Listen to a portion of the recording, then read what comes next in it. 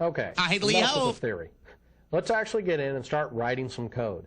We're going to actually write some code in what's called a code window, and we're going to write code for the form itself. We're actually going to respond to several events, just so we can get an idea of where those events occur. Well, let's go ahead and just double-click anywhere on the form. Don't click on a control anywhere, but let's just click on the form. Double-click. And what we'll get up in the middle of your screen here is called a code window. This is called a code window.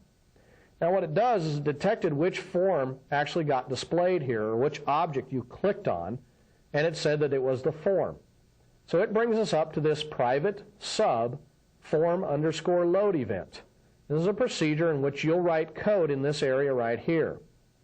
Now let's do something for a minute. Let's actually go all the way over here, and let's move up. And you'll find a second set of two sets of controls here. This one actually is for the window that you're operating on. If we hit this button, you'll see what happened over here. We actually have the user interface portion in one window, and we have our code window here. Now the code window actually has several areas to it that we'll want to take a look at. Okay, it has scroll bars, so as you add more and more code, these scroll bars can actually allow you to pan back and forth or go up and down. Another thing down here is it actually allows you to view just this one procedure, or if you've written many procedures, you can actually click here and it'll show you all of the procedures separated by this line here. Now also up here you have a list of all of the different objects that are on this form, including the form itself. So this is called the object combo box, and you select a particular control from this list. Once you have selected a particular control, there is a procedure combo box. And over here is a list of all of the events that this object can respond to. Now this list will grow and shrink as you look at different controls. For the form, you can see the list of all of the different events that could happen. And as you can see, it's quite a bit. There are quite a few of them. Okay? But you might look at a different control, and there might be a lot fewer than this. Well, let's just start out with our form load event. And what I'm going to do is I'm going to type in a keyword here called message box. This is the form load. Message box will pop up a dialog box right in the middle of our screen, and it'll take whatever we put here and put it into that particular message box. So what I'm going to do is I'm going to go ahead and run this application, and you can see that this message box popped up, said this is the form_load. Now you don't see the form yet. The reason why is the load event happens first before the form is actually displayed. So we click on OK, and now the form will be displayed. Okay, let's go ahead and close this down. Go back to our code window. Now, we can look at some of the other events. For example, load is one of the ones that happens, but the very first event that happens is called initialize. So we could go ahead and put the same type of message box in here. This is form_initialize. And I'll just display that message. Then we'll get the form load event. So you can write code wherever you want. It just kind of depends on what you're trying to do. Some of the other things that happen is a resize event. So we could write code in here, form_resize. And there's a paint event that also occurs. Now some of these events happen all the time, repeatedly. Others only get fired one time. It kind of depends. Okay? Let's also look at the activate event. Message box form_activate. Okay? Now let's go ahead and run this application and watch the order of events. We first get the form initialize. We'll then get a form load. And now we will get the screen displayed, but we get a resize event and we will get a paint event. We actually get two of them. Now notice over here that there's no label showing up yet. The reason why is because they have not been painted yet. Labels are not really like a standard control. They're actually painted by Visual Basic. So as soon as I click there, you can now see that this thing has now been fully drawn. Okay. Now, if I were to go back over here to the right, and if I click back here to the Visual Basic Design environment, this one will go in the forefront now. And then if I go back to my form, okay, and we'll keep the camera here in the middle of the screen, I'm going to go down and select the form from the taskbar. What you're going to see is that we get a form paint event again. Okay, the reason why is because it had to repaint the screen because it just got unhidden. So when we click OK, it now comes back to normal. So that's an example of some of the different events that can happen with a form. Well, hopefully that was a pretty good introduction to events. And you can see how events just fire randomly, almost seemingly. However, there is a pattern to these, as there has to be in any computer program. You will get an initialize first, and then a load, and then a resize, and then a paint, always in that order. Now, initialize and load only happen one time, but the paint and resize and activate events can happen anytime. Now, I want to warn you, by doing that message box, I did change the way events fire. Notice we did not get an activate event, even though I wrote code for it. The reason why is that paint event message box actually stole the activate event away from my form. So this can happen when you're trying to debug an application. Well, let's go ahead and move on and look at labels, text boxes, and command buttons. Now, labels have events. If we double-click on a label control, you will see a list of events here. Now, obviously, there's not as many events as there were for a form object, but there are still some, like a change event, so that'll fire if you change the caption, or a click event if you click on a particular label. However, for the most part, you're generally not going to be writing any code for labels, unless you're using a label as a display or something. For text boxes, again, there is a list of events that happen. Change, click, double click. Change will happen every time you hit a keystroke that changes information, or maybe if you paste information in, you'll also get a change event. You also have a key down and a key press and a key up event, and these will again fire as you do things. For example, one of the things you might want to do in this change event is you might want to set the command button, command save. You want to set its enabled property to true. Now you're seeing a lot of things happen on the screen here as I type in information. What I've done is, if you remember, let's go back to the form, and let's go back down here.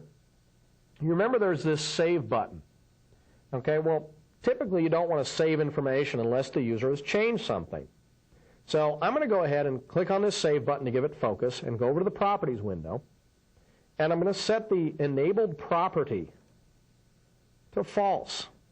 So that means that this save button will be disabled. The user can't click on it. But as soon as I type something into the first name field, what I want to do is enable it, because I've changed data now, so I need to be able to save that data that just changed. So if we double click on this text box, what I have written here is code. Command save button is the name of the object. I then use a dot to signify that I want to do something with this object. And what I want to do is set the property called enabled. I want to set it at runtime equal to either true or false. And I put the word true, which is a reserved word in Visual Basic that means change this from a true to a false value. So if I were now to run this application, we go through our series of events here. And if we look down here, the save button is disabled. I can't click on it. It won't do anything. Now, if we can widen this angle up, I should be able to show both the first name and the command button at the same time. And when we see this, you'll be able to see that when I start hitting a key, the save button will become enabled. So I'll hit a key right now. The key press happened, which fired a change event on this text box. And in that change event, I wrote code to say command save dot enabled is true. So it became enabled at that point. Now this is about all you're going to really do with text boxes, is you will use it to change routines here. So let's go ahead, go back, and what I want to do is I want to go to the form again, And let's take out some of these events that we had. Now you can just do this by highlighting the code and then hit the delete.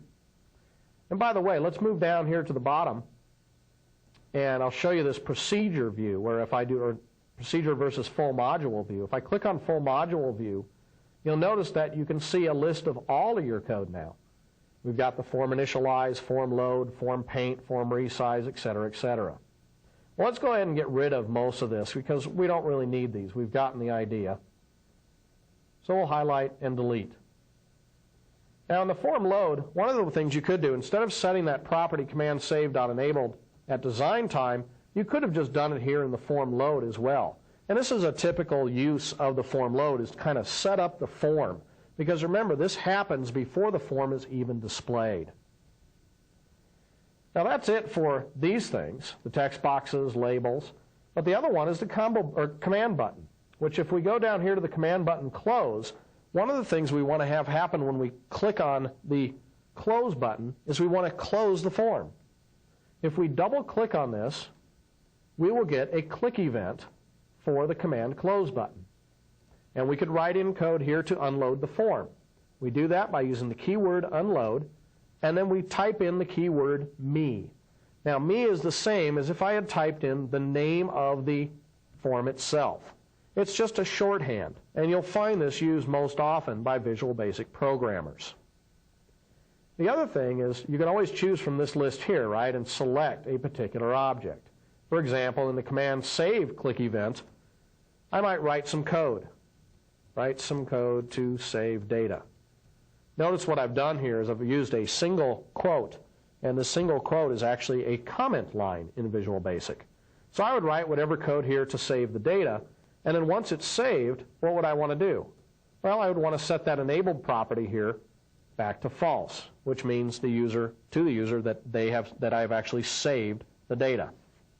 So that's a pretty good routines to write. Let's go ahead and run this app again.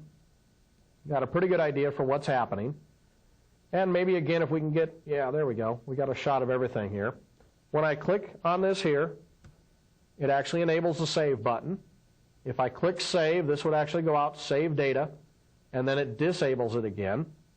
And if I click on the close button, it's just like selecting that close X up in the upper right-hand corner, it will unload the form. Well, as you can see, most of these code snippets we're writing are very small. And I know you're all waiting for the other shoe to drop, like this can't be this easy. Well, actually it is this easy. You're just going to write a little bit more code to do more things when you start really programming this. For example, to save data, you'd probably have a little bit more code than what I had. But it is this easy. You'll be responding to events. You don't have to write code everywhere. It's just in those specific locations. Well, let's look at some of the other controls that we looked at, specifically the frame, option buttons, and checkboxes. Now, frame controls really don't have to do a lot. In fact, I don't think I've ever written any event procedures for a frame control. And if you bring this up, you'll find out that there really isn't a lot that you can write anyway. Probably the most typical one would be a click event. Maybe you click on it and you change the caption or something. But you're really not going to be writing a lot of code for these frames. Option buttons, again, you're not going to be doing a lot with these. The most common event will be the click event. There are other events, but they're generally not used too much. So inside of here, what would you do? Well, you might do the same thing. If they choose a particular option button, you would want to enable the save button again.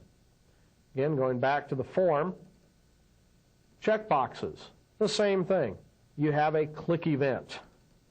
So the click event for this particular checkbox, you would probably write the same code again. Command save.enabled is equal to true. Now obviously I'm repeating a lot of code here, and later we'll learn how to write this into a subroutine so that we don't have to repeat the code over and over again. But this is the majority of what you're going to be doing with the checkboxes, the frames, and the option buttons. The next control that we'll look at is the picture control, which is this guy right here. Again, you're not going to be doing quite a bit with this one. In the click event of this guy, picture email underscore click, okay, you're probably just going to write some code to maybe bring up an email form. Well, that might be kind of an interesting exercise. We might write something like form email dot show. Now what this means is that I've got to have another form in my project. Well, let's go ahead and add that form.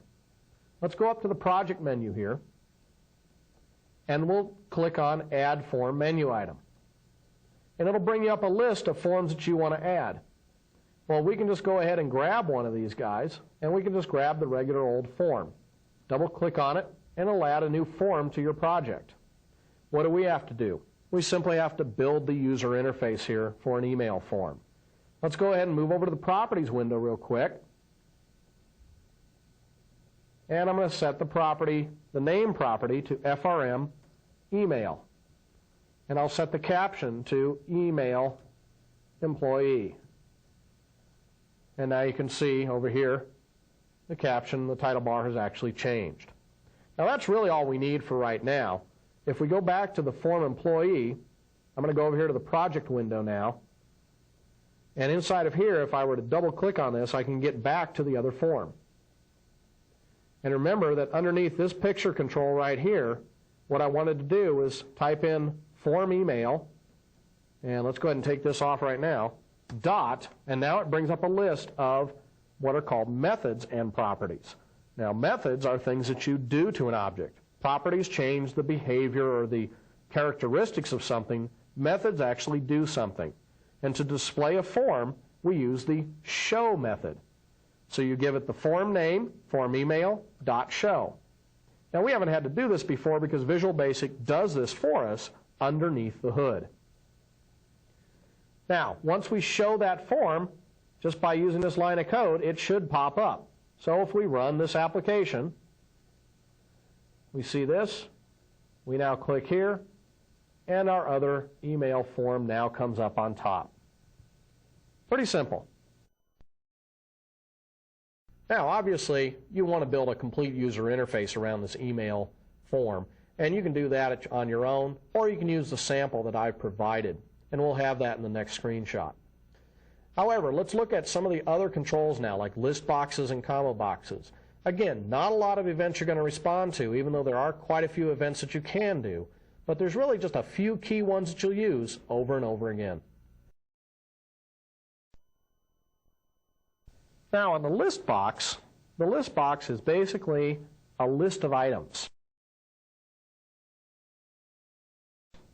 Well, we saw that there was a list portion, a list that was basically an array. You could think of it like an array. In fact, that's what it is underneath the hood. Well, obviously, when you click on one of these items in here, you need to be able to get that particular item. And there's a couple different ways to do that. Again, there will be a click event for this list box. And what we're going to have to do is write some code. So let's actually put in another message box. Now we're going to type in the item selected is, and then we're going to concatenate onto that, and we use the ampersand to do some concatenation. And then I'm going to actually add an underscore character. The reason why I'm going to add an underscore is so that I can move to the next line. Okay? And that way I can just start typing here. List health, that's the name of the control, the list box control, dot, and now there's a couple different ways that you can retrieve information. We can use the text property, and that will actually have in it the item that was selected. Let's go ahead and run this. Come down here, and we'll select the first one in the list. It tells me the item selected is American Insurance. Hit OK. Click on Blue Shield. So you can see the text property is updated automatically by the control every time you click on a new item. Now that's one way that you can retrieve the information. The other way is you can access the list portion directly in that list health array. So we can do list, and then what we need to do is we need to specify what index it is. Well, there's also a property on the list box called list index. And you can see how this IntelliSense, that's what this little pop-up window is called, this IntelliSense kind of walks us through and helps us choose the appropriate property. As soon as you have gotten to the property in the list here, you can just hit the Tab key, and it'll fill in the rest of the word for you. I close the parentheses. Now this becomes an array. This is an array, this list array, and this is a subscript to it. So what happens is when you click on an item, that not only is the text property filled in with the text, but the index number of where it is in the array is also filled in. And then I can use that number as an entry, as an index entry into the list array that is contained in the list box. So it's a little confusing here, but that's just how you normally access things. So again, if I run the program, come down here and choose American Insurance, I get the same information. So either way works. The .text is a little easier. However, sometimes it is useful to be able to access the array directly. Let's go ahead and close this down. We'll go back to our form. And when I click on this list box here, go over to the Properties window, because what I'm going to do is I'm going to change the style to checkbox. I double-clicked to change the style. So now if we look at the list box, you should see the check marks next to it. The reason why I'm doing this is to show you another method or event that you'll probably use. So here's the click event, but I may, in this case, want to respond to an item check event. So I choose item check. Visual Basic writes a new stub for me. But this one's a little bit different because on the click event, there's nothing after the parentheses. In this case, there is something after the parentheses, item as integer. Now we'll explain what that is a little later. But for now, that item is actually the item that has been just selected. Okay, it's actually the index number. So now I can write code again. Message box, the item checked, because the check actually is a different event than the click, is, and now I can do the same thing, list health dot list subscript item.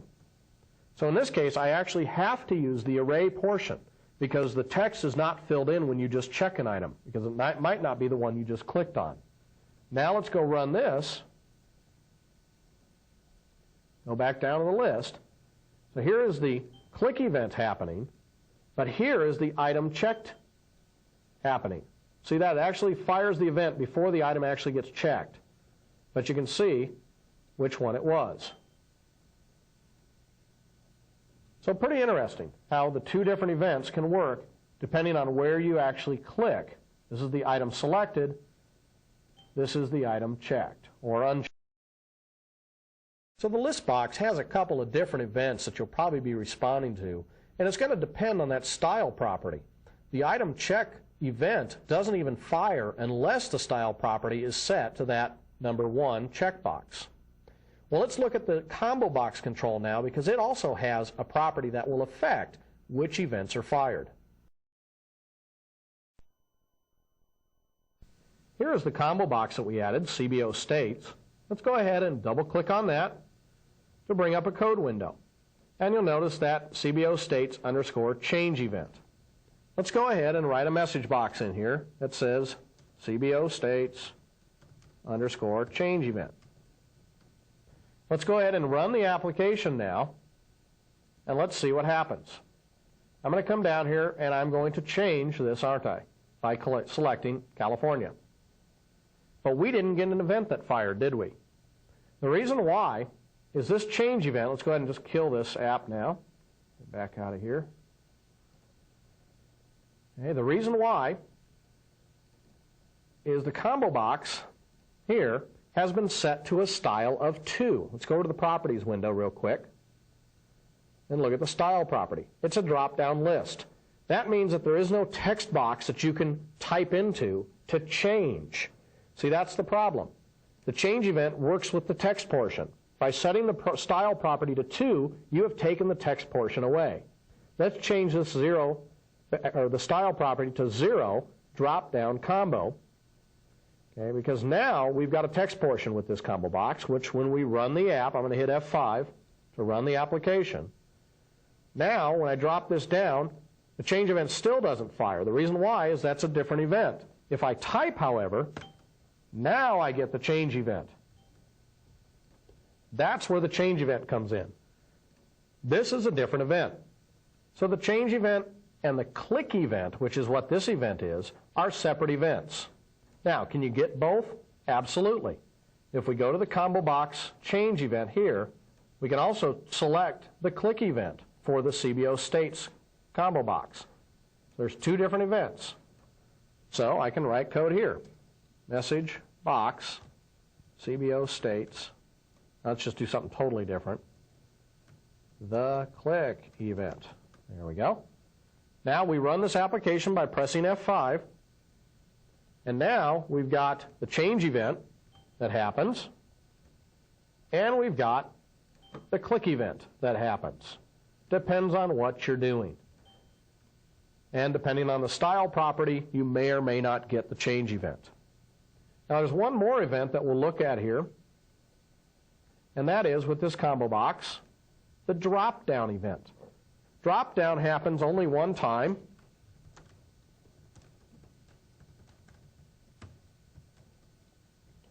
And let's run the code and see when this one happens. The drop-down will happen, as you guessed it, when you drop down the list portion. Now, you'll notice that what's happening here is the message box is actually stealing it away. You can see a little bit of a flash there. If you look real quick, sometimes you'll see a little flash happen right here. Since I did a message box, it stole away the part that will actually make this drop-down appear. So that's a problem with doing things this way with what's called the message box. Now later on I'll show you how to solve this problem. But there are three different events right there that you will probably use with a combo box. We've looked at the events for most of the standard controls that we've talked about so far. The last thing we'll look at is the menu click event. Now the menu click event happens whenever you click on a menu item. So for example, if I were to choose File Open here, you'll see that a click event will fire off. In fact, that is the only event available for menu items. So we could go ahead and type in code here, message box, File Open, click event. And that's where you'd put in some code to maybe open a form or do whatever you're going to do here. So if I run this application, File Open, we get the message box. Now you also notice that I put a hotkey, a shortcut key on this, Control O. Well, that means even if I'm just sitting right here, if I were to hit Control O, it will fire that event just like we would expect. So the shortcut keys or selecting from the menu will allow us to fire off this event. The other thing you can do is you can hit the Alt key, like Alt F, and then hit O for open, and it will also fire that event. So you can use a keyboard interface with this as well. So the Alt key will get you up to the menu items. You can then hit Enter to drop them down, and then you can use your arrow keys to move back and forth between them, or you can hit the key that's underlined, so like O for open, X for exit, and it will fire that appropriate controls click event. You can use the right mouse key to open any flyout menus as such. Now another thing that you need to be aware of is you'll notice that when we're back in design mode, okay, let's bring up the form again. When I click down on File here, I can only get to these lower level menus. What if I wanted to write code underneath the File click event? Because there is a click event that happens there. Well, you can't actually do it from the interface. You have to open a code window by clicking on some other control, go to the menu File Open from this combo box, select it, and then, well, let's say actually we wanted the menu File. So you find that particular menu item, here it is, MNU File, and now you can write code for the click event. So this is a case where you might write something for a top-level menu to affect something later on. In this section, we looked at events. We talked about the different events that are associated with different controls. A lot of them have events that are in common, but some of them have very specific events. It's up to you to learn these events and when they happen, why they happen, and what kind of code you want to write underneath them. We're going to see a lot of examples as we move through this course. Let's now move on to the next section, which is variables.